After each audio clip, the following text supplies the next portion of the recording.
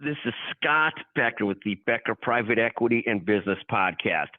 Today's episode is, of course, not a serious business episode, so don't listen if this bothers you.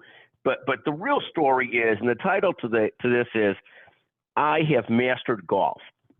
Now, people may take this with tongue-in-cheek, but I feel like after having really worked with, and there's some actual real lessons in here in a second, after having worked with a golf pro a lot the last week or so, I am pretty sure that now my handicap is likely to come falling down significantly because I really feel like I've mastered both all aspects of the game and the way that I practice.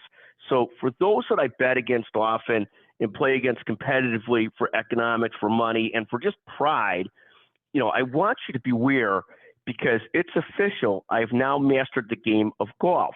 Now, you may think that this is hyperbole. You may think that no one's ever mastered the game of golf. No one's ever found the true secret. But I can guarantee my close friends, many of which I'll be trying to take money from this week and this summer, that I have now mastered the game. And here's the trick. You have to really do two things to master the game of golf. And you should take this facetiously because I'll talk with authority and confidence, but the real truth, and this is confidential and secret, is I've not really mastered the game, and it's really hard to master. But if I had two core lessons, one, you have to practice intentionally and unfortunately probably a lot at all core aspects of the game.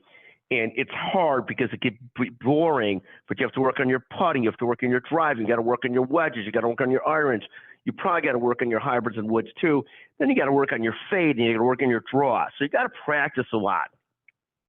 But the second real trick comes out of this book from Dan Sullivan, and he's got this great concept of who, not how.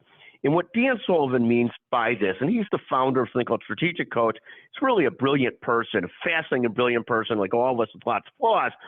But what I find fascinating about his concepts, who, not how, is like in golf, I could practice intentionally for hours on end and, sort of hit some good shots here, try and copy what I did well, try and do it again and again. But the reality is, without a seasoned professional guiding me some or helping me direct my practice and what I'm doing, I could bang balls for hours and hours on end and probably years on end and make almost no improvement. But the slight interjection of a good pro saying, hey, if you do this, you do that a little bit, you're going to be better off is so important. So again, there's really three concepts today. One, I've mastered golf. So if you bet against me, beware. Second is, at the end of the day, you have to practice a lot. But third, just important as number two, you have to practice with the help of seasoned professionals.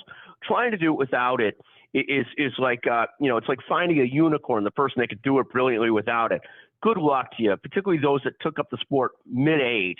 It's really amazing to me that mid-age, and at this point, with the trajectory of my scores, I'm probably on the way to playing like Gary Player at 80. He'll be competing well in the seniors tours.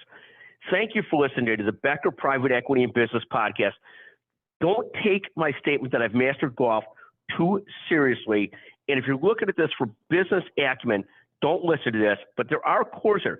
You have to work hard, but you often have to work hard with the right amount of mentoring and tutoring as well, which is probably true for all endeavors. Again, Scott Becker, I've now mastered golf. Thank you for listening to the Becker Private Equity and Business Podcast.